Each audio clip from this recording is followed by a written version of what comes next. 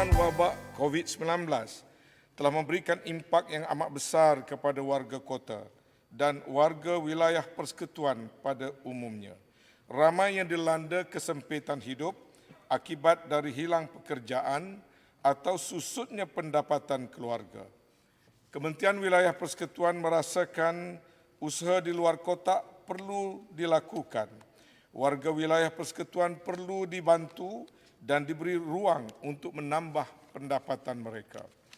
Justru untuk membantu warga wilayah persekutuan menambah pendapatan, Kementerian telah melancarkan inisiatif Wilayah Bebas Berniaga atau WBB yang membenarkan warga Kuala Lumpur, Putrajaya dan Labuan untuk mengadakan aktiviti perniagaan di mana saja dalam wilayah persekutuan tertakluk kepada peraturan-peraturan dan garis panduan yang telah ditetapkan.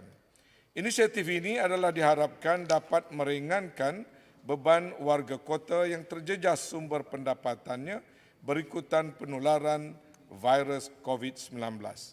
Dewan Bandaraya Kuala Lumpur, Perbadanan Labuan dan juga Perbadanan Putrajaya telah diarahkan untuk merealisasikan inisiatif ini dengan memudahkan proses permohonan lesen, memendekkan masa kelulusan dan memberi percuma atau mengecualikan fee bagi lesen-lesen yang berkenaan.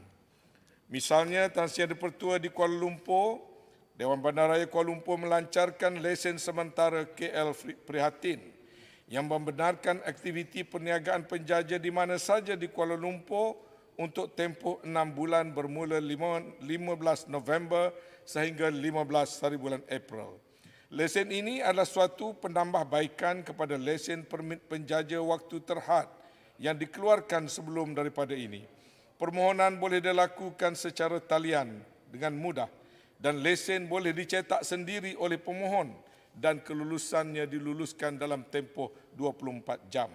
Bagi pemohon yang menggunakan cara manual, lesen hendaklah diluluskan dalam tempoh 3 hari bagi membolehkan mereka memulakan perniagaan. Untuk makluman, sehingga 23 November 2020, hampir 2,000 permohonan lesen telah diterima. Hampir separuh telah pun diluluskan. 1/4 lagi diluluskan bersyarat kerana permohonan berniaga di tempat yang tidak sesuai dan baki yang lain sedang diproses. Program ini diharap memberikan manfaat kepada kira-kira 3,000 keluarga di wilayah persekutuan untuk menambah pendapatan mereka. Untuk makluman yang berhormat seputih, duduk dulu, saya nampak ada nak bangun, kebetulan memang nak jawab seputih. Program Wilayah Bebas Berniaga ini tidak bermaksud penjaja boleh berniaga di mana-mana, termasuklah jalan nak datang ke Parlimen kerana itu jalan protokol. Jalan protokol adalah kawasan yang tidak dibenarkan aktiviti penjajaan dan jauh sama sekali pendekatan ini hendak menjadikan Kuala Lumpur seperti Ketereh, seperti mana yang didakwa oleh Yang Berhormat Seputih. Dalam hal tertentu, Ketereh sebenarnya lebih baik daripada Seputih sebab wakil rakyatnya sentiasa mesra kepada penjajah kecil dan cakna kepada kesusahan rakyat dan wakil rakyatnya tak pula meminta orang Ketereh meminum sesudu sawit untuk bertambah sihat. Dewan Bandaraya Kuala Lumpur, PPJ dan Perbadanan Labuan, seterusnya nak bangun? Seputih? Silakan. Ya. Saya takut-takut nak bangun. Tak usah takut, silakan. Terima kasih, Betul, terima kasih kepada Menteri. Sebenarnya sebagai wakil rakyat di Kuala Lumpur, pertama kali saya mesti kata saya faham tujuan DBKL dan juga Yang Berhormat Menteri untuk cuba membantu ramai yang tengah menganggur ni. Tapi kalau kita adakan tim macam wilayah bebas berniaga, ini menghantar satu mesej yang salah. Kerana selama ini saya sebagai wakil rakyat Kuala Lumpur, saya selalu menghadapi masalah di mana Persatuan Penduduk mengadu yang penjajah tanpa lesen buka gerai di sana sini, jadikan wujudkan halangan trafik dan juga kekotoran dan sebagainya. Dan bila mereka sudah buka gerai, susah nak kata mereka susah nak pindahkan mereka.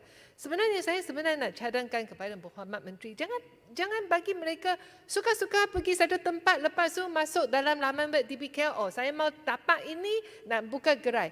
Biarlah wujudkan lebih pusat penjajah ataupun DBKL juga boleh mungkin sewa beberapa ruang kedai. Sekarang ada banyak kedai yang mana tak ada orang sewa. Biarlah penjajah yang mereka yang ingin berniaga itu masuk dalam tempat yang sesuai untuk berniaga dan bukan biar mereka suka-suka di tepi jalan jual durian, suka-suka pergi jual sate di sana sini. Ini adalah pandangan saya. Saya berharap Yang Berhormat Menteri, ini Kuala Lumpur, pusat bandar Kuala Lumpur, ini adalah capital city, taraf antarabangsa. Bukan macam Ketere tau, kampung tau, suka-suka boleh buka satu meja di tempat, di tepi jalan tak ada orang buat bising. Terima kasih, Tapi di Kuala Muhammad. Lumpur bukan macam ini. Terima kasih Muhammad. Ya Muhammad berapa kali sampai ke Ketere? Nanti saya bagi tiket kapal terbang percuma ya datang ke Ketere sebab Yang Muhammad tak pernah sampai ke Ketere. Jadi tak usahlah merendah-rendahkan Ketere. Ketere itu tempatnya baik. Nanti Yang Muhammad datang cuti di Ketere. Saya belanja, no problem.